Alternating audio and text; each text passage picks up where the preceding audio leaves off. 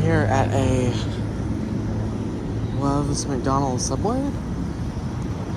It looks a little older and interesting in Memphis, Indiana. If y'all remember back on my Indianapolis trip back last December, I stopped at a Pilot Arby's. It's on this same exit. We'll actually head into McDonald's side.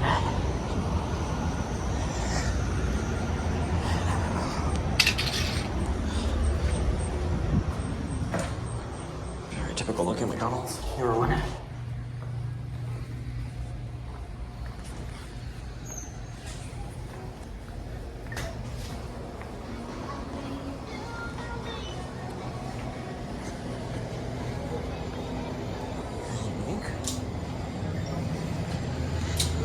Sorry.